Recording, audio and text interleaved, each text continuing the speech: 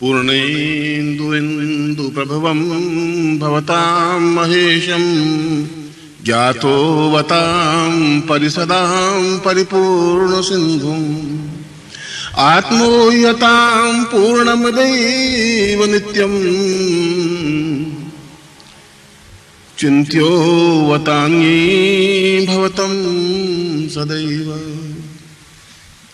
आज मैं नवरात्रि के इस पर्व पर इस याज्ञवल्क्य उपनिषद के प्रथम श्लोक से ही यह प्रवचन प्रारंभ कर रहा हूं और इस श्लोक में जीवन की उन पद्धतियों को स्पष्ट करने का प्रयास किया है जो जीवन में आवश्यक है। और इसमें यह बताया गया है कि व्यक्ति की आकांक्षा होती है कि वह शतायु हो, 100 वर्ष पूरे करे। हर एक व्यक्ति की इच्छा आकांक्षा रहती है। हर एक व्यक्ति की आकांक्षा रहती है कि वह पूर्ण स्वस्थ और निर्मल बना रहे। हर एक व्यक्ति की आकांक्षा होती है कि वह जीवन में उन आयामों को स्पर्श करे जो उसके लक्ष्य हों। जिस क्षेत्र में भी हो उस क्षेत्र में वह पूर्णता और सफलता प्राप्त करने का प्रयास करता है। चाहे रूप हो, चाहे यौवन हो, चाहे सौंदर्य हो, चाहे धन हो, चाहे ऐश्वर्य हो, चाहे प्रभुता हो, चाहे कीर्ति हो। व्यक्ति की आकांक्षा रहती है और आकांक्षाएं और इच्छाएं मरती नहीं है।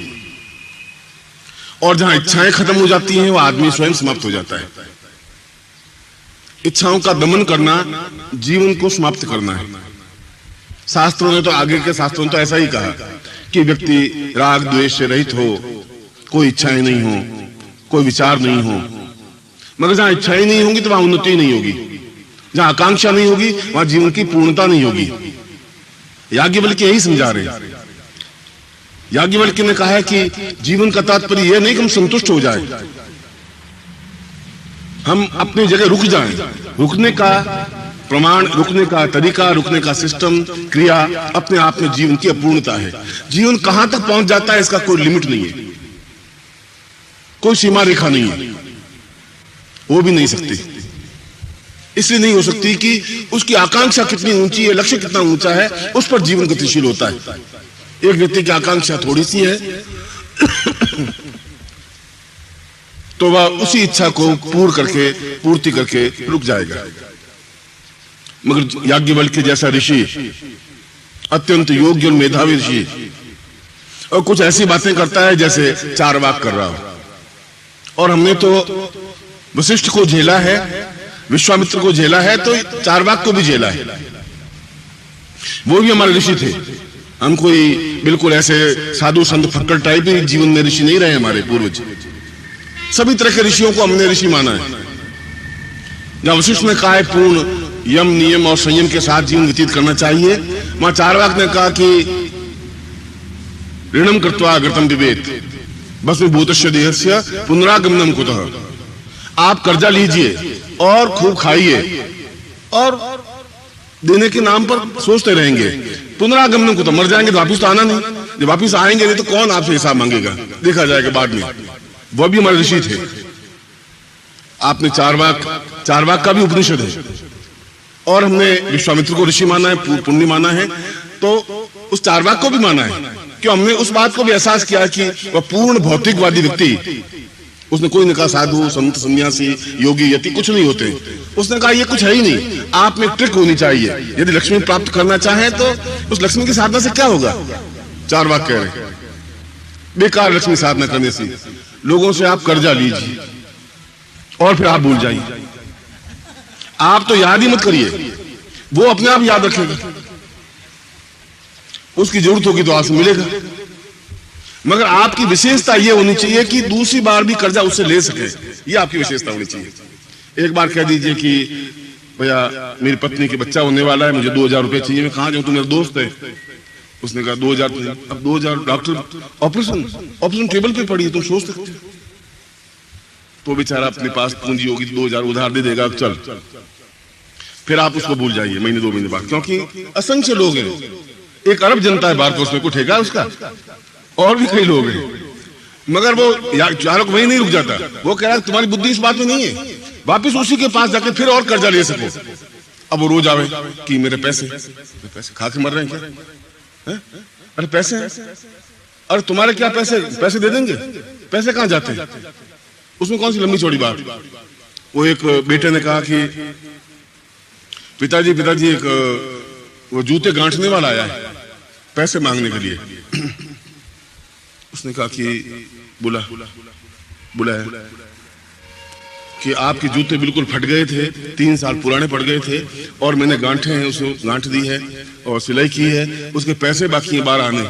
उनका मूर्ख, जहाँ जूते खरीदे थे उसके पैसे अभी चुके नहीं, अब तुझे कहां से देंगे? तेरा नंबर तो 2-3 साल बाद आएगा, उतार नहीं, तू तो जाएगा यहाँ से।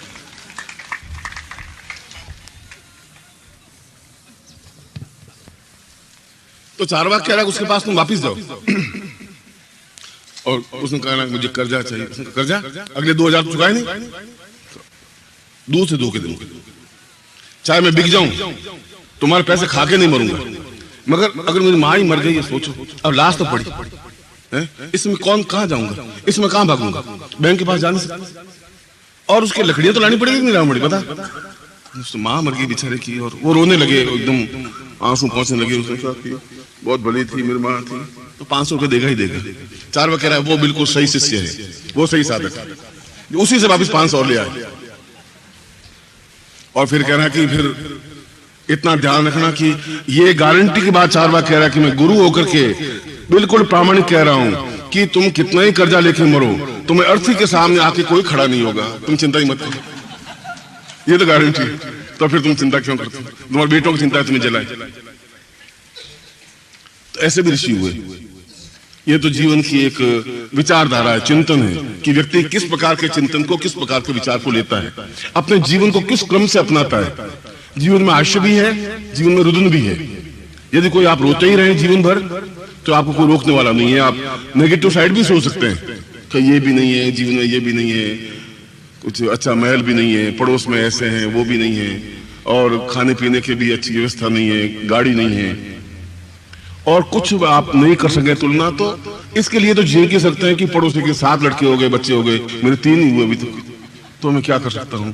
इस मामले में तो टेंस रख ही सकते हो। यह तो एक आपके सोचने का तरीका है। जीवन में याज्ञवल्क्य कह रहा है हास्य अपने आप में जीवन की पूर्णता है, हास्य के माध्यम से जीवन की पूर्णता प्राप्त कर सकते हैं। जीवन में उछलता हो, प्राणों में संचार हो, वेग हो, खून में एक दौरा हो, खून की गतिशीलता हो। और आज का साइंस भी इस बात को कह रहा है कि रोने की अपेक्षा हास्य में ज्यादा आयु वृद्धि हो सकती है, ज्यादा पूर्णता प्राप्त हो सकती है, ज्यादा निरोग रह सकते हैं, ज्यादा स्वस्थ रह सकते हैं। कल अपने प्रवचन में मैंने काल के बारे में और कालखंड के बारे में समझाया था। मैंने यह समझाया था कि यदि व्यक्ति को उस काल की पहचान है तो वह जीवन को पहचान सकेगा। मुझे पता नहीं मेरा कल क्या होगा, और हम आज सब कुछ करने जा रहे हैं। वशिष्ठ सब कुछ करने जा रहा था, राम का राज्याभिषेक की तैयारी उसी के कहने से हुई, और उसको यही पता नहीं था कि कल राज्याभिषेक होगा भी कि नहीं। जो काल को नहीं पहचान सकता वो जीवन में पूर्णता प्राप्त नहीं कर सकता, और काल को पहचानने की क्षमता केवल काली साधना के माध्यम से प्राप्त हो सकती है, क्यों काली स्वयं अपने आप में काल स्वरूपा है। काल का मतलब नहीं मौत, काल का मतलब ये नहीं होता, काल का मतलब कोई भयानक राक्षस नहीं। काल का मतलब है कि एक क्षण, जीवन का एक क्षण अपने आप में पूर्णता दे सकता है, सफलता दे सकता है, एक क्षण स्फुलिंग हो। संसार में काली साधना से तो ऊंची कोई साधना ही नहीं है, अद्वितीय साधना है, एक श्रेष्ठतम साधना है। यदि हम उसको एक पॉजिटिव साइड से सोचें, हम उसके रूप को नहीं देखें, काली है, भयानक है, बड़े बड़े दांत हैं और बिखरे हुए बाल हैं और नरमुंडों की माला पहने हुए है, वह तो एक प्रतीक है। प्रतीक के ऊपर जाने की जरूरत नहीं है, उसके गुण क्या हैं, उस गुण को देखने की जरूरत है। जनक के दरबार में जब जनक ने सब ऋषियों को कैद कर दिया और उनको एक ही प्रश्न पूछा कि यह सत्य है या वो सत्य है, एक प्रश्न। पंडितों को बुलाया, उसने एक दिन रात को सपना देखा, सपने में देखा कि जनक बिल्कुल भाग रहा है, भागते भागते बहुत तेजी से भाग रहा है और भागते भागते कुएं में गिर जाता है। कुएं में गिरने से पहले ऐसा लगता है कि झाड़ियों में अटक करके उसके सारे कपड़े निकल जाते हैं, बिल्कुल नंगा, और भाग रहा है और कुएं में गिर जाता है। कुएं में गिरते ही कोई बेल लटक रही है, उस बेल को पकड़ लेता है। चलो बच्चे तो सही, अब कुएं में तो नहीं गिरे, अब नीचे देखा तो एक भयानक सर्प लपलपाता हुआ कि जो ही गिरे इसको खा जाओ। उसने कहा गिरा हुआ तो मर जाऊंगा, बाहर निकलने का मेरे पास कोई चारा नहीं। और फिर थोड़ा सा होश आया तो देखा कि जिस डाल को पकड़े हुए उस डाल को दो चूहे बैठे बैठे कुतर रहे। उनका ये डाल कटेगी, जरूर कटेगी, ये अभी नहीं कटेगी, कुछ समय बाद कटेगी। कटेगी, मैं नीचे गिरूंगा तो ये सब खा जाएगा। उसी समय उसने एक बिंदु गिरा, एक बूंद गिरी, और शहद की बूंद मधुमक्खियों में छत्ता था, उसने मुंह खोला और मुंह में शहद चली गई। और कुछ समय बाद एकदम से डाल टूटती है, डाल हाथ से छूटती है, वो नीचे गिरता है और आंख खुल जाती है। आंख खुलते हुए देखता कि महल में पलंग पर लेटा हुआ है, पास में पटरानी खड़ी है और रानियां खड़ी हैं, नौकर चाकर खड़े हैं, ढोल बजाए जा रहे हैं, महाराजा जग गए, महाराजा जग गए, और बड़ी उनकी महाराजा की जय हो रही है। सोचा एक सेकंड पहले मैंने देखा वो सही है कि अब ये जो देख रहा हूं वो सही है? वो भी मैंने ही देखा है, तो दूसरे नहीं देखा, ये भी मैं ही देख रहा हूं। इन दोनों में से एक सत्य हो सकता है, या तो ये नाच गाना हो, अल्लाह हंसा, ये पटरानियां रानियां धन वैभव ऐश्वर्य, या तो ये सही है वहां कपड़े ही पहने हुए नहीं और मैं गिर रहा हूं। उन्हें पंडितों को बुलाया, उसने कहा कि बस मुझे दरबार में गया, दरबार में जाकर के पंडितों को बुलाया, तो मैं जानना चाहता हूं कि ये सत्य है या वो सत्य है। पंडित महाराज पूरी बात तो बताओ, क्या सत्य है? उनकी पूरी बात मुझे मालूम होती, मैं तुमसे पूछ रही क्यों? मुझे इतनी बताना कि सत्य कौन सा है, वो सत्य है कि ये सत्य है। पंडित जवाब दे ही नहीं पाए। क्या जवाब देते? अधूरी बात का जवाब भी क्या होता? पंडित तो जितना ज्ञान होता है वो पंडित तो इसलिए पंडित हुए कि पंडितों के घर में पैदा हो गया, बस पंडित घर में पैदा हुआ वो पंडित। राजाओं ने कहा इसको कैद कर लो, ये सब आटा खाते हैं घर का, और 3-3 पीढ़ियों से आटा खा खा करके बर्बाद कर दिया है, कुछ ज्ञान को चिंतन कोई अर्थ नहीं मेरा, मैं पूछ रहा उसका जवाब नहीं है, उनको कैद कर दिया। जो भी ऋषि या पंडित आते गए यही प्रश्न पूछते गए, प्रश्न का जवाब नहीं, कैद खाने। उनको वहां रोटियां मिले, पानी मिले, पर कैद खाने। एक उन्हीं दिनों में एक ऋषि था, उसकी पत्नी पास में बैठी हुई थी और पेट में 6-7 महीनों का गर्भ था, और ऋषि को वेद मंत्र का उच्चारण कर रहा था। उच्चारण करते करते कुछ गलत बोल गया, वेद मंत्र सही बोला नहीं बोला, तो पेट में जो बच्चा बैठा था उसने हुंकार भरी जोर से, तुम गलत बोल रहा है। बाप को बड़ा क्रोध आया, साला पेट में अभी से ये हाल है, पैदा होने के बाद तुम क्या करेगा मेरा, और जोर से लात मारी और पत्नी के पेट पर, और गुस्से में जिन्न के दरबार में चला गया। जिन्न ने उससे भी वही प्रश्न किया। उसने कहा महाराज इस लाइन से तो समझ में नहीं आएगा, आप भले 4 साल जीते रहे। उसको कैद में डाल दिया। वो बालक पैदा हुआ, बड़ा हुआ, 5 साल का हुआ, यज्ञ के संस्कार करने लगे तो पूछा कि को तात हो, तुम्हारे पिता कौन है? पिता को मैंने देखा ही नहीं। कौन पिता है? मुझे तो मालूम नहीं। उसने माँ को जाके पूछा कि मेरे गुरु पूछ रहे हैं, जो यज्ञ पे संस्कार कर रहे हैं, वो पूछ रहे हैं कि मेरे पिता कौन है और कहां है, या मैं और संतान, मेरे पिता है ही नहीं, तुम्हें पता नहीं है। उनको इतनी गाली देने की जरूरत नहीं है, और मैं तुम्हें बताना नहीं चाहती थी, तो मेरे पिता तो जन्नत के दरबार में कैद है। क्यों? उनका ये तो मुझे मालूम पड़ा, 4 साल हो गए, तेरे जन्म से पहले ही चले गए थे, वापिस आए ही नहीं। मगर उन्होंने कोई सवाल पूछते हैं, जनक जवाब नहीं देते हैं तो कैद में डाल देते।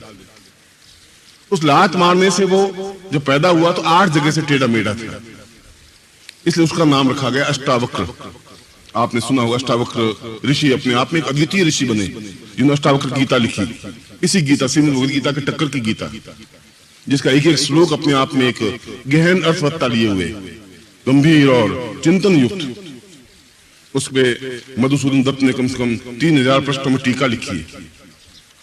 इतनी इस गीता से भी अगर ज्ञान में देखा जाए तो श्रेष्ठतम गीता है। वो जनक के दरबार में गए, एक 5 साल का बालक, एक लंगोटी पहनी हुई, सारा शरीर खुला, जनक के दरबार में जाते ही सारे दरबारी उस रूप को देख करके, टेढ़े मेढ़े शरीर को देख करके, 8 जगह से कुबड़ निकली हो, टेढ़ा और मेढ़ा, दरबारी हंसे।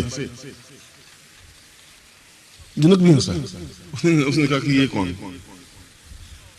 उसने कहा कहो चमार ऊपर कैसे बैठे? जनक को कोई लड़का चमार कह दे तो एक राजा को दरबारियों के बीच में सेनापति ने एकदम तलवार निकाली। तलवार मत निकाल, उन चमारों में चमार बन करके तुम तलवार क्या निकालेगा? तलवार से क्या होगा? पर विदेह जनक तो थोड़े विद्वान थे, बुद्धिमान थे।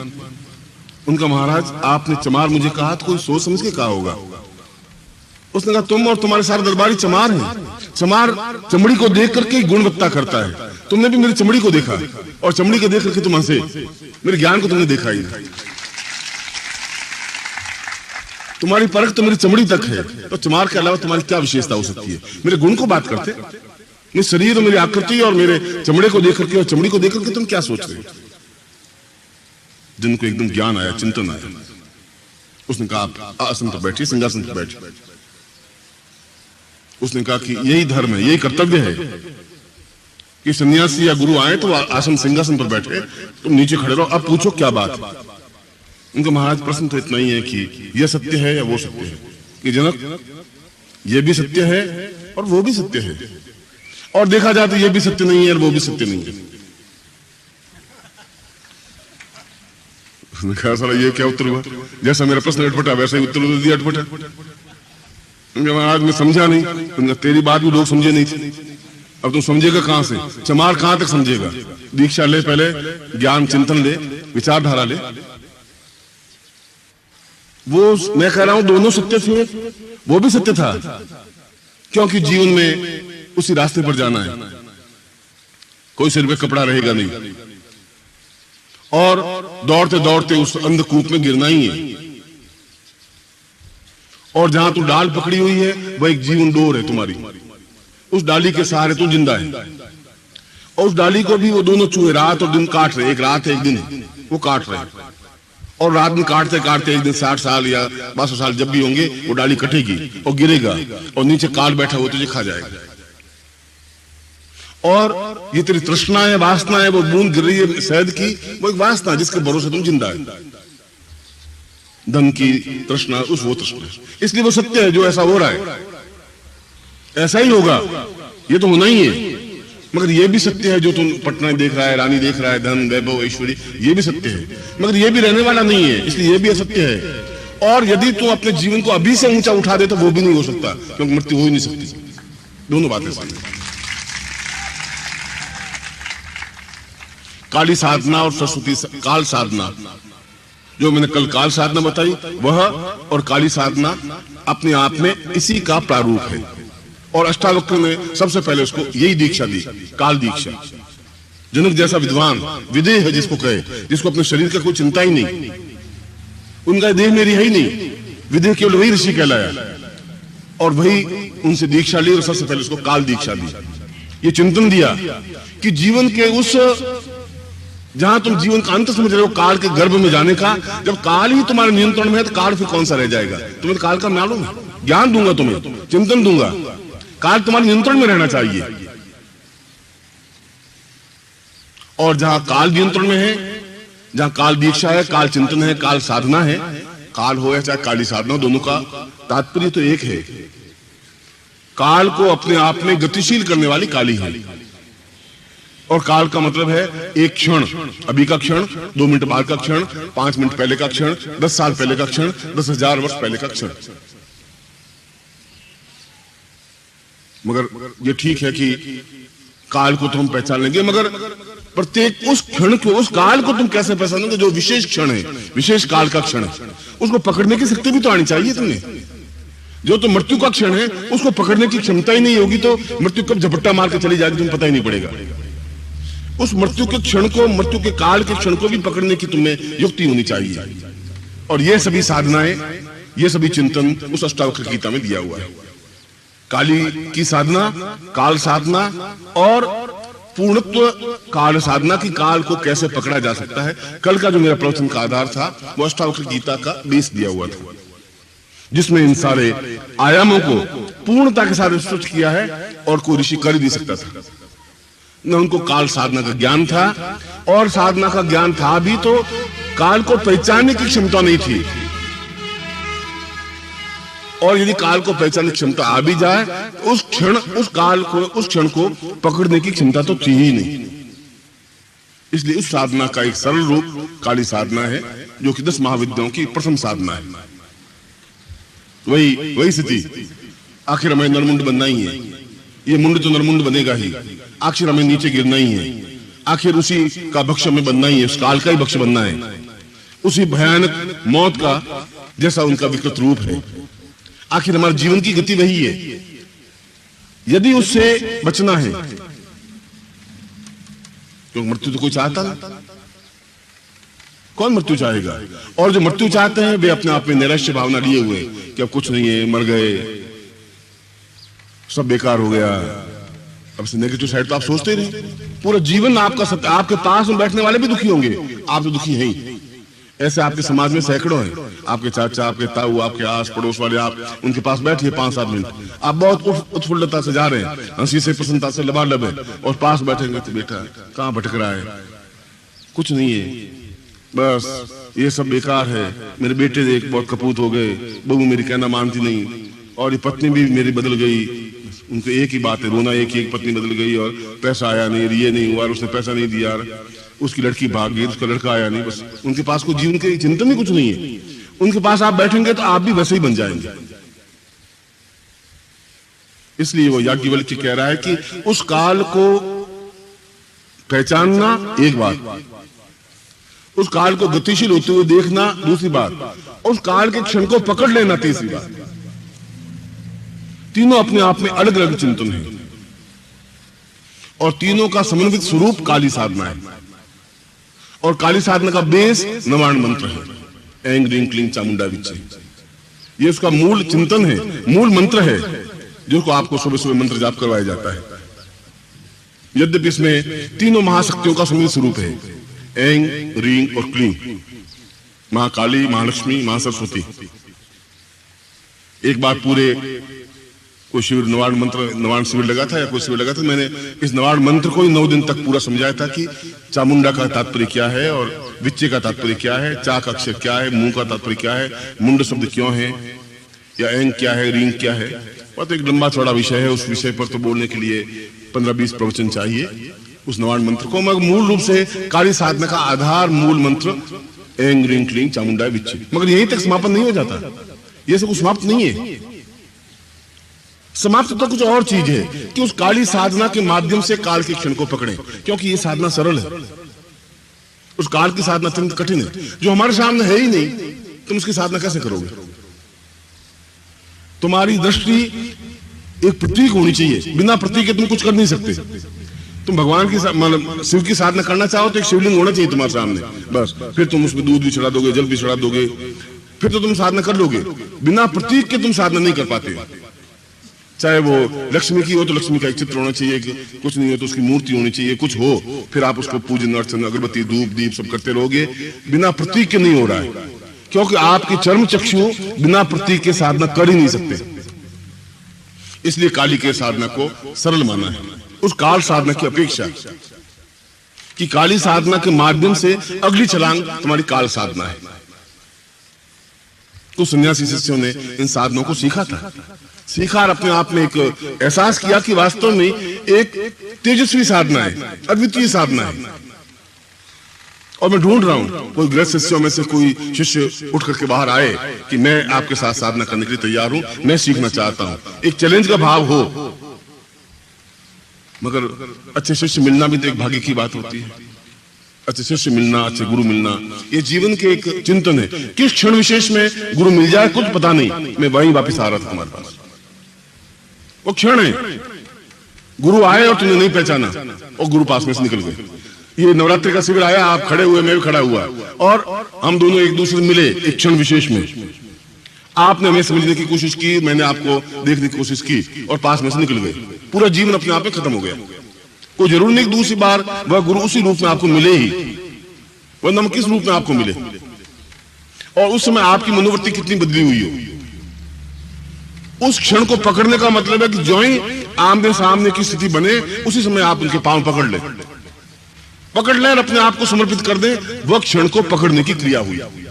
पहचान सोचें कि कोई बात नहीं, अब की बात देख लेंगे, गुरु भी कोई बात नहीं, फिर कभी दीक्षा दे देंगे, देखा जाएगा, इसको परख लेंगे। वो भी सोचता है, वो तो क्षण अपने आप में बदल गया।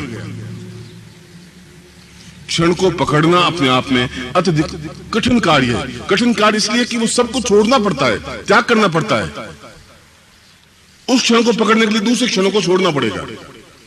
मौज, शौक, धन, यश, वैभव, प्रतिष्ठा, कमाने की बात, घर, वो सब छोड़ना पड़ेगा क्योंकि इस क्षण को पकड़ना है। तो आपके हाथ में चुनना है कि ये सत्य है या वो सत्य है।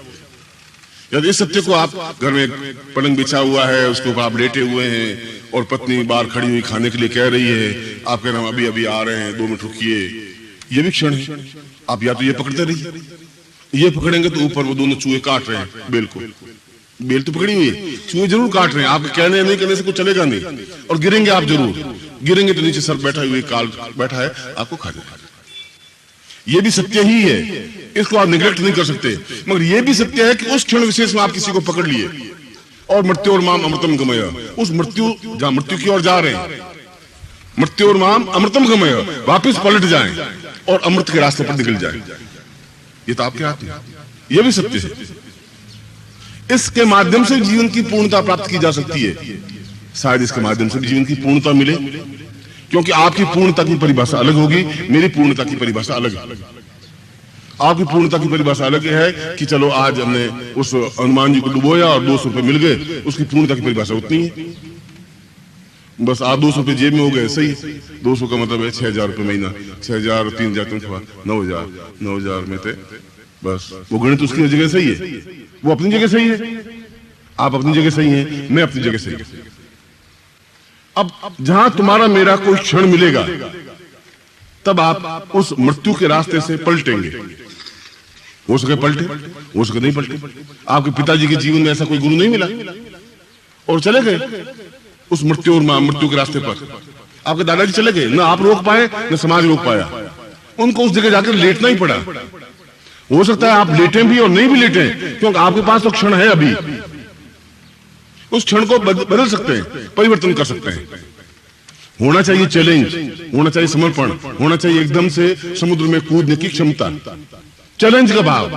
बिना चैलेंज के तो कुछ मिल ही नहीं सकता, संभव नहीं है। और चैलेंज का अभाव आपके जीवन में इसलिए है कि आपके चारों तरफ बिना चैलेंज वाले ही लोग बैठे हुए, पत्नी, पुत्र, घर बार, पिता, शिष्य, वो सब कह रहे हैं कि आप कहां जा रहे हैं, दिमाग खराब है, क्या होगा उससे? अरे हमारा कुछ नहीं हुआ, मंदिर जा रहे हैं 3 साल से, कुछ हुआ ही नहीं, तुम्हारा कहां से होगा? और तुम भी सोच रहे हो कि चलो वापिस उस पिंजरे में, आप कैद खाने में बैठे हैं, चांदी का पिंजरा बना हुआ है, आप अंदर बैठे हुए हैं और घर वाले आपको हरी मिर्च खिला रहे हैं अंदर, बोल मिट्ठू राम राम, आप राम राम बोलते हैं, मिट्ठू अच्छा है, मिट्ठू भी बहुत खुश है, हरी मिर्च मिल रही है, पैरों में पैंजनियां पहना दिया आपको और खुश। आप उसको क्या समझेंगे कि आकाश में उड़ना भी एक आनंद है? तुम नहीं समझ सकते उस चीज को। जो कैद खाने बैठा हुआ उस आकाश में उड़ने की क्षमता थोड़ी जान सकता है। उसके पैरों में पैंजनियां नहीं है, उसको हरी मिर्च नहीं मिल रही है, मगर उसको वो आनंद है जो उस पूरे 3,000 मील तक बिना पंख फड़फड़ाए हंस चला जाता है, उड़ता रहता है। तुम कैसे समझोगे मानसरोवर का पानी स्वच्छ आनंद क्या है उठते? जो तलैया का पानी पीने वाला मानसरोवर कैसे समझेगा? उस आनंद को, काल साधना के आनंद को लेने के लिए तुम कैसे समझोगे जब तुम्हारे पास वो क्षमता ही नहीं है? जब उस बंधन में आप खुश हैं तो उन्मुक्त भाव आपके जीवन में नहीं आ सकता, संभव नहीं है। उन्मुक्त भाव तभी आ सकता है जब आप एक निश्चय कर ले, और निश्चय करने के लिए आधा सेकंड लगता है, उसमें सोचना विचारना नहीं। दाऊद का एक शिष्य था रज्जब पंथ चला पूरा, रज्जब ने तो पूरे ग्रंथ लिखा है। दादू ने कहा तुम सब कुछ करना, शादी मत करना। उसने कहा क्यों? उनका जहां शादी कर दी वहां जीवन ही अपने आप में घिस जाएगा, पिट जाएगा, जीवन का चार्म ही खत्म हो जाएगा, और तुम उस स्टेज पर हो नहीं कि शादी के बाद भी निष्प्रभ रह सको। सब कुछ कर लेना भले, शादी मत करना। इनका शादी तो मैं करूंगा ही नहीं। अब घर गए, रोज घर जाता बेचारा, घर जाते घर वालों ने उसको कौन न शुरू किया, तो 18 साल का हो गया, अब ये क्या पागल है, मैं बुढ़िया हूँ, देख ले मर जाऊंगी, एक बार पोते का मुंह देख लूं तो स्वर्ग चली जाऊंगी, तू मुझे पोते का मुंह दिखा दे। और रजब को जोश आया कि चलो दिखाई देते हैं इसको पोते का मुंह, दादी मर जाएगी बेचारी, और कौन दिखाएगा। घर वालों ने उसको बहुत तंग किया, तो गुरु जी को बोलो ही मत। अब गुरुजी कहेंगे, गुरुजी फिर वो किस्सा लगाएंगे, तुम शादी मत करना। तो इतने सब लोग शादी करते हैं, मजे ले रहे हैं, मैं क्यों नहीं करूं। आ गई कोई क्षण उसके जीवन में भी आया, और उसने कहा देख तो ढोल नगाड़े बजाएंगे और आगे आगे चलेंगे, हम भी बराती एकदम साफा वाफा पहने हुए तेरे साथ चलेंगे, तलवार यहाँ लटकाएगा तू, और देख तो सही, वो आनंद एक अलग चीज है, बहुत मस्ती है।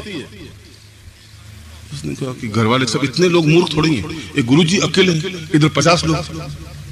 अब गुरुजी तो न मालूम उनमें चेले हैं, मुझे आटा मांग के लाता हूँ, गुरुजी खुश इसलिए कि पांव दबाने को मिल गया रजब साला। नहीं, गुरुजी की कोई बात नहीं, अपन शादी करेंगे। और उसको बिल्कुल सजा दुल्ला दुल्ला सजा करके और घोड़े पे बिठा दिया। एक चंदूलाल जी को एक व्यक्ति ने पूछा, चंदूलाल जी जब घोड़े पर बैठे शादी के टाइम, तो एक दूसरे को पूछा कि इस दुल्हे को घोड़े पर क्यों बैठा जाता है। उन्होंने इसलिए कि गधा गधे पर नहीं बैठ सकता, समझे, इसलिए घोड़े पर बिठाया। ये तो गधा है, इस गधे को गधे पर कैसे बिठाएंगे, इसलिए चलो इस गधे को घोड़े पे बिठा देता, इसलिए घोड़े पे बिठाना जरूरी है। तो रजब को भी बिठा दिया घोड़े के ऊपर, और अकड़ करके बैठा है बिल्कुल ठूंठ की तरह, तलवार लटकी हुई और मोड़ बंधा हुआ, और आगे ढोल बजा रहे हैं। उनका ठीक फंसा बैठा, हम फंसे हुए थे, तुम इस साल मौज करा। चारों तरफ से घेरे हुए बराती, ऐसा नहीं भाग जाए साला, कोई भरोसा नहीं, बराती इसलिए घेरे रहते हैं। आप सोच रहे हो आपको स्वागत के लिए आते हैं, वो अगर निकल गया तो फिर हमारी मूर्खता हो जाएगी, हम फंसे हुए, हम दुखी है, पिस गए, और ये साला छूटा छमड़ घूम रहा है, फंसाओ इसको भी। और वो बारात लड़की की तरफ जा रही थी कि सामने वो दादू यार आ रहे थे। दादू सोचा कोई बारात जा रही होगी, इसको क्या मालूम।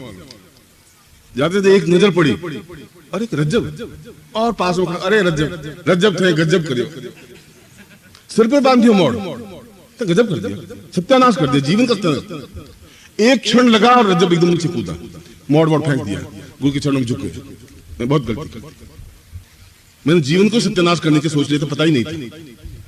एकदम चैलेंज लेने के लिए तो एक क्षण चाहिए, बस उसने कहा रज्जब थे, गजब करियो, और उसने छोड़ छाड़ दिया और चरणों में झुक गया। प्लान से वो नहीं झुक पाता, प्लान से नीचे नहीं उठता, प्लान से निश्चय नहीं हो पाता, एक क्षण होता है, उस क्षण में जो निर्णय ले लिया वो निर्णय हो जाता है। और ऐसा जो क्षण में चैलेंज लेने वाला होता है, वही पुरुषोत्तम हो सकता है, वही पुरुष हो सकता है। उस दिन में नर और पुरुष और पुरुषोत्तम के डिफरेंस आपको समझा रहा था, वो डिफरेंस है समाज में हमारे, उसको समझने के लिए जीवन की पूर्णता आवश्यक है। इसलिए कल मैंने उस साधना को आपको समझाया था जो दूसरे प्रकार में काल साधना है, याज्ञवल्क्य की साधना है। जो काली साधना है वो अपने आप में उसका प्रारंभिक रूप है उस काल साधना का, क्योंकि हम प्रतीक रूप में पूजा कर सकते हैं। काली है, नरमुंड है, और उसके सामने बलि देंगे, और उसके सामने काली काली करेंगे, और जो भी काली का मंत्र है वो मंत्र जाप, रिंग रिंग क्रिंग काली के चंडी दक्षिणे, ऐसा मंत्र जाप करेंगे। यह भी अपने आप में सही है, काली मंत्र भी। और काली मंत्र के माध्यम से तो आंख में उतनी ज्वाला पैदा हो जाती है कि आदमी समाप्त हो जाता है, गिर जाता है, इतनी तेज, इतना वेग आता है, इतनी लपट निकलती है कि सामने वाला शत्रु खड़ा ही रह गया, तो फिर काली साधना की क्या। मगर उसके लिए तुम्हारा धरातल उतना ऊंचाई पे पहुंचना चाहिए, आप आंख में झेलने की क्षमता होनी चाहिए उस वेग को। मैंने कई बार कहा कि आप मेरे प्रवचन के बाद जाना और सूर्य की ओर देखना थोड़ा, आप 1 सेकंड के बाद सूर्य को देख नहीं सकते, बस 1 सेकंड ज्यादा से ज्यादा पानी भर जाएगा और आंख नीचे करनी पड़ेगी, मसलना पड़ेगा। जब 1 सेकंड तक सूर्य को नहीं देख सकते, और काली का या लक्ष्मी का या देवताओं का जाज्वल्यमान स्वरूप हजारों हजारों सूर्य के समान प्रकाशवान है, तो आपकी आंखें कैसे देख पाएंगी उसको? कहां आपकी आंखों में ताकत है? कैसे क्षण पहचान पाओगे? उसके लिए आपको ज्ञान चक्षु या आत्म चक्षु खोलने होंगे। ज्ञान चक्षु तो गुरु खोलेगा कि ये सही तथ्य है, ये चिंतन सही है। आत्म चक्षु अपने आप खुलेंगे, जिसके माध्यम से यदि वह प्रत्यक्ष हो भी तो आप देख सको, देखने की क्षमता आ सके, अंततः आप समाप्त हो जाएंगे। आप 1 मिनट या 60 सेकंड तक सूर्य को देखिए, 30 सेकंड देखिए, देखने का भाव आने के लिए भी आपकी उस धरातल पर होना चाहिए। जब आप उस धरातल पर नहीं है, तब उस काली को आप प्रत्यक्ष कैसे देख पाएंगे? उस धरातल पर पहुंचने के लिए कई क्रियाएं हैं, कल भी मैंने वही समझा रहा था।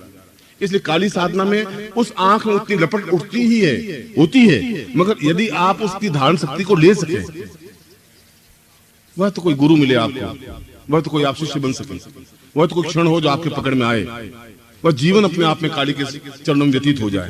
जब काली साधना होगी तो काल साधना तो अपने आप हो जाएगी, और जब काल साधना ही हो गई तो यमराज फिर कौन सी चीज हो गई? यमराज तो वो पैरों को नीचे दबा करके बैठी है, फिर कौन सा यम हो गया? मृत्यु फिर कौन सी हो गई? वो तो हम पहले कह रहे हैं मृत्यु और माम अमृतम गमया, मृत्यु से अमृत्यु की ओर जा रहे हैं। अब मृत्यु की ओर नहीं जा रहे, इस समय जा रहे हैं, इस हम धीरे धीरे सरकते जा रहे हैं मृत्यु की ओर, और एक दिन अवश्य ही उस मृत्यु में उस ग्रास को हो ही जाएंगे। इस जीवन के चिंतन को, ये जो कुछ इन 8 या 9 दिनों में मैंने आपको बात बताई, जो तथ्य दिए, इस नवरात्रि में अगर आपको मैं केवल एक ही तथ्य देता, तब भी अपने आप में ज्ञान का पूर्णता हो पाती। ज्ञान कोई तराजू में तोड़ कर नहीं दिया जाता, 5 किलो ज्ञान दिया जाए, या पुस्तक, ज्ञान की पुस्तक कोई 5 किलो की ज्यादा वैल्यूबल है और 2 पन्ने बहुत ज्यादा कमजोर हैं, ऐसा नहीं होता। 2 पन्ने अगर पन्ने कागज के हों और मंत्र लिखा हुआ सही और विधि लिखी हुई हो तो 5 करोड़ रुपए की है, और पूरा ग्रंथ और उसमें कुछ हो ही नहीं और ज्ञान कोश लिखा हुआ हो तभी बेकार। यदि आपको 4000 प्रवचन दिए जाएं, उस प्रवचन में कोई सार नहीं हो, तभी 4000 प्रवचन भी बेकार है। और यदि सारभूत केवल एक क्षण का भी कोई प्रवचन दे दिया जाए, तब भी अपने आप में पूर्ण जाज्वल्यमान बन सकता है। वो हो यथार्थ, हो सत्य, गले उतरने वाला, एकदम पीने वाला और जीवन के चिंतन को स्पष्ट करने वाला। ऐसा जीवन कभी तुम्हारा बन सके। इसलिए उम्मीद है कि मैंने जो बीज बोए हैं शायद कभी उगेंगे। मैं किसान तो इसी उम्मीद में रहता है। किसान ऐसा तो सोचता ही नहीं कि ये सब बीज मेरे मर जाएंगे, उसको तो उम्मीद रहती है कि फसल बनेगी, जरूर बनेगी। मेरे खेत में मैंने फसल बोई है, बहुत काट काट करके पैसों को इकट्ठा करके बीज लाए, अच्छे पुष्ट बीज हैं, और मैंने बिखेरे और मैंने परिश्रम किया है, और ये धरती उर्वरा है, शायद बीज उगे। अगर 4 से बीज भी उग गए तो भी मेरे जीवन की सार्थकता है, क्योंकि एक बीज 100 बीजों को लेकर पैदा हो पाएगा, एक गेहूं 100 बीजों को लेकर उठा। चलिए, दर्द तो मेरा है और कह नहीं सकता कि क्या स्थितियां बनेंगी, मगर फिर भी तुम में से कई ग्रस्त से अपने आप में तैयार हो रहे हैं, जो अलग अलग स्थानों पर अलग अलग तरह की साधनाएं कर रहे हैं, और सफल भी हो रहे हैं, असफल भी हो रहे हैं उनके धरातल पर, मगर उन्हें हिम्मत नहीं आ रही है। जो एक बार जुड़ गया है वो अलग नहीं हो पा रहा है, ये मैंने देखा है। इतना मुझे एहसास होने लगा है कि चाहे कैसी भी स्थितियां आ जाती हैं, जिस रूप में भी मुझे स्मरण किया, जिस रूप में मेरे टच हुए, जिस रूप में भी मुझे अपने आप में अतारत में किया है, वो अलग हो ही नहीं पा रहे हैं। चाहे मैं मिलूं चाहे नहीं मिलूं, चाहे दिन भर ऑफिस के बाहर बैठे रहेंगे, चाहे मैं 8 घंटे बाद ऑफिस खोलूं, तब भी उनकी थकावट नहीं है। वो आप दूसरी जगह जाके बैठ जाइए, कहीं अपने घर पे जाके 15 मिनट, तो 20 मिनट बाद जैसे पांव खड़खड़ाने लगेंगे कि अब चलो बाद में मिल लेंगे, कोई ऐसी बात नहीं। यहाँ पर 6 घंटे बैठ जाते। एक इच्छा रहती है कि मैं आपको डांटता हूँ, कोई फटकारता हूँ, कभी हल्की बात कह देता हूँ, तो आप सहन करते रहते हैं। तो उसके बावजूद भी आपके मेरे संबंधों में, मधुरता में, प्रेम में, अटैचमेंट में कमी नहीं आ रही। जो 20 साल पहले थे उनका भी प्रेम उतना ही उर्वर है, इस बात का मुझे एहसास है। और ये इसलिए है कि उस दिन भी मैंने बताया था कि ये तुम्हारे मेरे संबंध आज के इस युग के 2-4 साल के हैं ही नहीं। ये इस बात का प्रमाण है कि 20 साल के बावजूद भी उतनी ही तरोताजगी के साथ में संबंध बने रह सके। ये जरूर इसकी बेल काफी पुरानी होगी, काफी पीछे की ओर होगी, और वो है। और हर बार मैं तुम्हें यही बात कहता हूं, जिस बात तुम्हें कह रहा हूं, हर बार कह रहा हूं कि तुम अपने जीवन को बर्बाद कर रहे हो। तुम समझ रहे हो तुम जीवन सार्थक कर रहे हो, मैं कह रहा हूं तुम्हारा जीवन बर्बाद हो रहा है। इसमें खाना पीना और सोना, और इससे तो जीवन नहीं बन सकता। ऐसा तो कोई भी जीवन जी लेगा। तुम्हारे पास एक तथ्य है, ज्ञान है, चिंतन है, एक व्यक्ति है, एक अष्टावक्र है, एक गुरु है। तुम उसको लेकर के उस जगह पर पहुंच सकते हो जो अपने आप में अमृत्यु है, अमृत है, जो अपने पूर्णता है, जहां पूर्ण मदः पूर्ण मिदम कहा गया है। तुम पहुंच सकते हो, तुम्हारे पास टाइम है, जीवन का पड़ाव है। और इसीलिए अगर इस बार भी आप नहीं मानेंगे तो फिर अगले जीवन में फिर जन्म लेना पड़ेगा आपको। लेंगे फिर 20-25 साल होंगे, फिर भटकेंगे, फिर आप मेरे पास आएंगे। कहां जाएंगे? आना तो वही है, जैसे उड़ी जहाज को पंछी पुनी जहाज पे आवे। फिर गुरुदेव गुरुदेव, अच्छा भाई आओ, ठीक किया तूने। क्या कर रहा था कि गुरुदेव बस मैं किराने की दुकान कर रहा हूँ, शादी हो गई गुरुजी और 3 बच्चे हो गए। ये तो अच्छी उपलब्धि की बेटा, बहुत। इसके लिए तो ट्रेनिंग देने की जरूरत नहीं, गुरु के पास जाने की जरूरत नहीं थी। बच्चे पैदा करने के गुरु से थोड़ी पूछना है, वो तुम सही कर दिया काम, ये काम तो हो गया। अब गुरुदेव ये है कि दुकान चलनी चाहिए। अरे पिछली साल तुमने पिछली बार मना किया था कि दुकान की चिंता मत कर, मैं तुम्हें काल की बात गुरुजी, काल वाल तो सब सही है गुरुजी, आप मेरी बात तो सुनिए पहले। फिर उसकी सुनता हूँ, हाँ भाई बोल। गुरुजी ऐसा हुआ कि मेरे पास 8,000 रुपए थे और 8,000 रुपए दुकान पे लगा दिए गुरुजी। फिर ऐसा हुआ, फिर पत्नी रोज लड़ती है गुरुजी, मैं भी लड़ता हूँ गुरुजी कभी कभी, मगर वो ज्यादा लड़ती है गुरुजी। मैंने कहा चलो देखभाल के लाया, मैंने सब देखभाल के लाया, इंटरव्यू लिया, पूछा, सब बात पूछी, उसमें तो ठीक ठाक थी। बाद में साड़ी बदल गई, मैं कोई बात नहीं, बदली तो ठीक हो जाएगी, अब तुम क्या करूं, मैं क्या करूं। गुरुजी ऐसा वशीकरण से वो ठीक हो जाएगी, बस आप फिर पत्तों पे घूमते रहेंगे। फिर कोई शिविर होगा, मैं बुलाऊंगा, देखो भाई ये सब ठीक नहीं है, इसमें कुछ नहीं है, ये साधना करनी है, फिर आप सुनते रहेंगे। तो सुनना मजबूरी, तुम क्या करोगे तुम। फिर अष्टमी आई, होमाष्टमी हुई, तुम अपने घर, मैं अपने घर, चलो ये जीवन भी खत्म हुआ। फिर मैं वापस आप आओगे, फिर मैं जन्म लूंगा, फिर मैं ये बात दोहराऊंगा, तुम्हारी जितनी इच्छा हो जन्म लेते रहना, मैं तो आऊंगा तुम्हारे पास, कहूंगा यही, बार बार ठोक ठोक के कहूंगा। या तो पहली बार में आप समझ जाएं, वो तो आपकी मर्जी है, बाकी मुझे तो कष्ट उठाना ही पड़ेगा तुम्हारे लिए, फिर आना ही पड़ेगा तुम्हारे पास में। और ये तो है ही, क्योंकि न मालूम किस जीवन में क्या वायदा मैं तुमसे कर लिया था कि तुम्हें पूर्णता तक पहुंचा दूंगा। मुझे थोड़े मालूम था कि तुमने जिद पकड़ रखी है, पूर्ण तक जाना ही नहीं है साला। ये देखा है, इस बार तो गुरुजी को हरा ही देंगे। और मैंने निश्चय कर लिया कि मैं हारूंगा नहीं, मैं निश्चय रूप से तुम्हें पूर्ण तक पहुंचा के रहूंगा।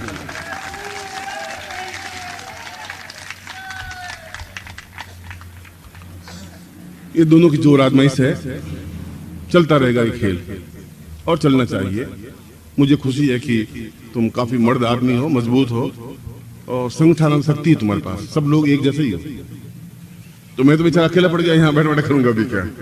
आप में पावर है, क्षमता है, मगर फिर भी उम्मीद लिए बैठा हूं कि ऐसा जरूर होगा। यदि मेरे शब्दों में ताकत होगी, यदि मेरी तपस्या में ताकत होगी, तो ऐसे निकल रहे हैं, अच्छे निकल रहे हैं, और आगे जाकर के सूर्य के समान देदीप्यमान बनेंगे भी, और पूर्णता तक पहुंचेंगे भी। मैं यहीं पर अपना प्रवचन समाप्त करता हूं, और मैं आपको एक बार हृदय से आशीर्वाद देता हूं कि आप अपने जीवन में सफलता और श्रेष्ठता प्राप्त करें। प्रयोग है वो। और शाम को विशेष कार्यक्रम में करूंगा आपके साथ, कुछ अलग कार्यक्रम होगा जो मैं आपको समझाऊंगा, वो भी अच्छा विवेचन होगा। मैं पहले राज राजेश्वरी प्रयोग को संपन्न करवा देता हूं, जो भी प्रयोग कर रहे हैं। राज राजेश्वरी का तात्पर्य है जीवन की पूर्णता, और राज राजेश्वरी का तात्पर्य है जीवन की शतायुता प्राप्त करना। सरस्वती हमारे कंठ में हो। मैं राज राजेश्वरी के बारे में बोल रहा था कि वह जीवन का एक भाव है, एक चिंतन है, एक साधना है, जिस साधना के माध्यम से हम उन 6 तथ्यों को, जो कल मैंने आपको स्पष्ट किए थे, जिसके माध्यम से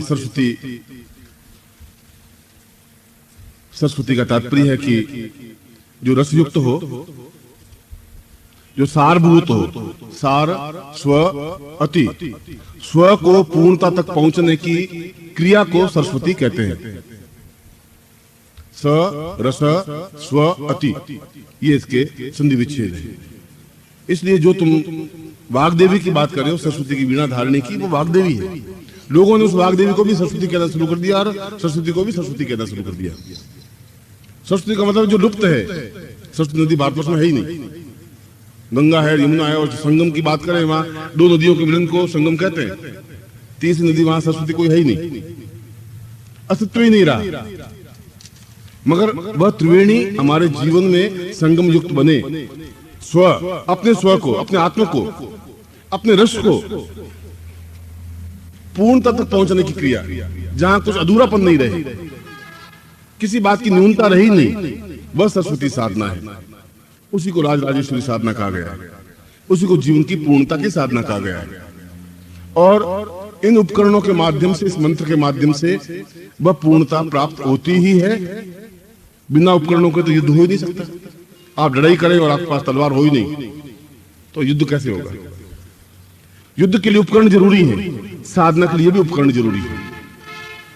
युद्ध के लिए वीरता का भाव जरूरी है, साधना के लिए मंत्र बल जरूरी है। युद्ध के लिए वीर खुद जरूरी है, साधना के लिए साधक जरूरी है।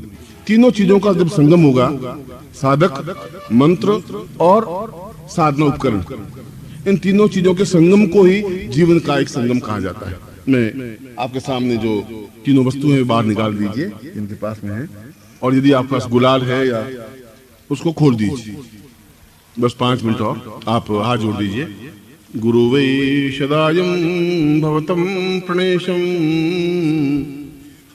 आत्मानुभूति परमैव नित्यं ज्ञानं वदाम पूर्णमदैव पूर्णम् पूर्णत्वमेवं गुरुवै प्रणम्यं।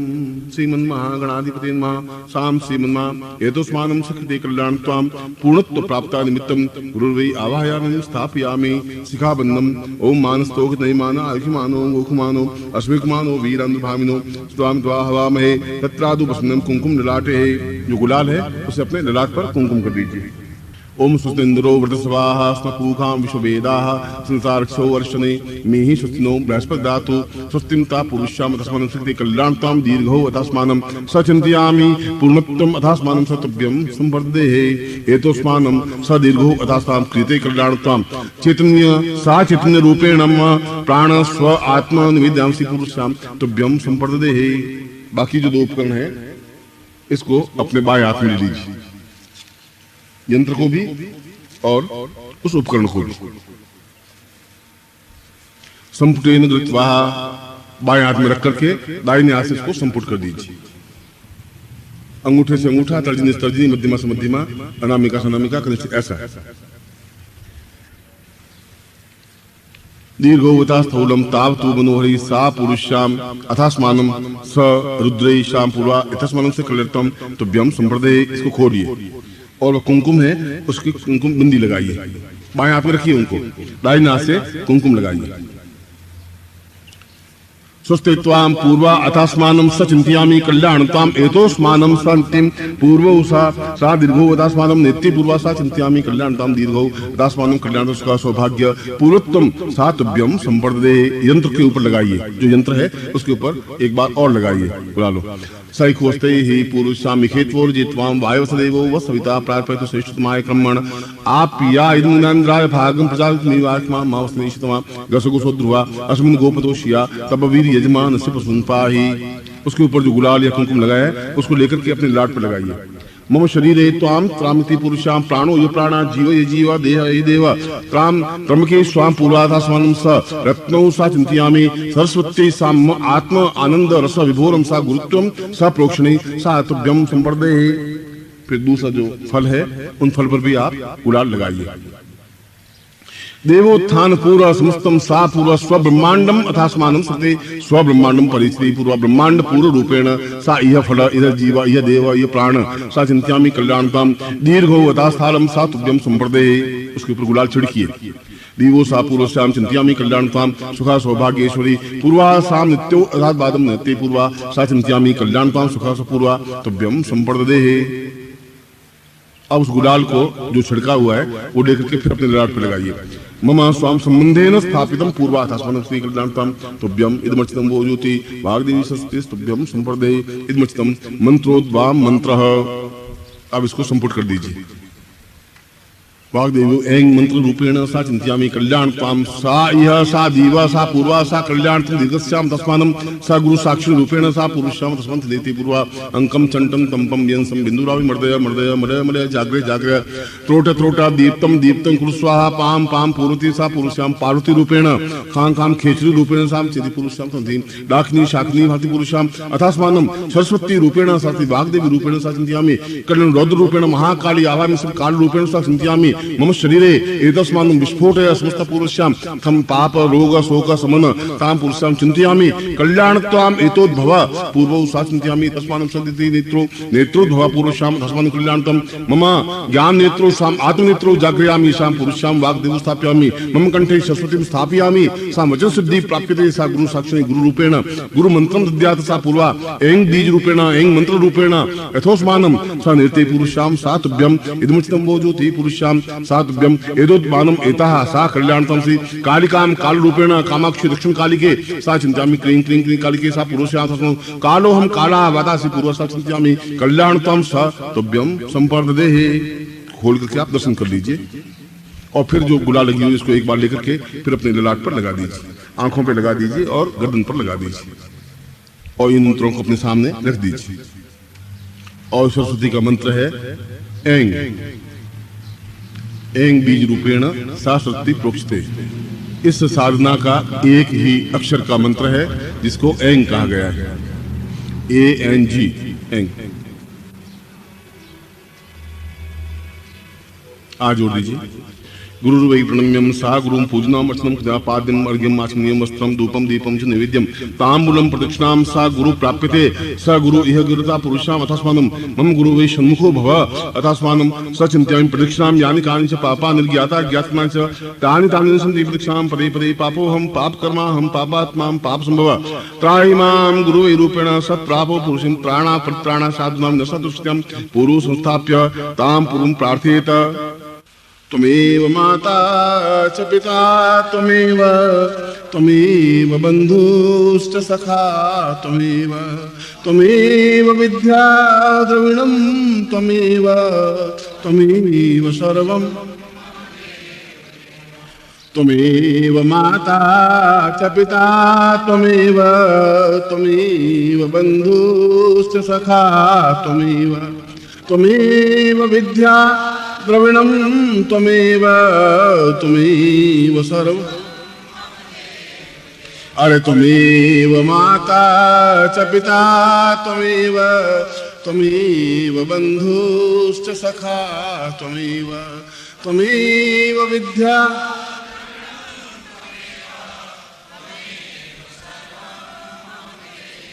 अथो हम अमुक गोत्र रूपेण अमुक नाम रूपेण साम पूर्ण रूपेण समर्पयित साम गुरु चरणे समर्पयामि ताम पूर्ण दक्षाम तुभ्यम समर्पयित साम तुभ्यम समर्पयामि तुभ्यम समर्पयित।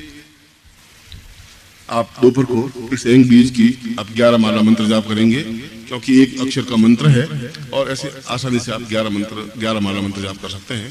शाम को उसी समय जो प्रयोग होगा साधनात्मक प्रयोग आपका समापन है। कल विशेष आज शाम को विशेष प्रयोग होगा। शाम को मैं आपको आऊंगा तो मैं आपको समझाऊंगा। एक बार में फिर आपको हृदय से आशीर्वाद देता हूँ।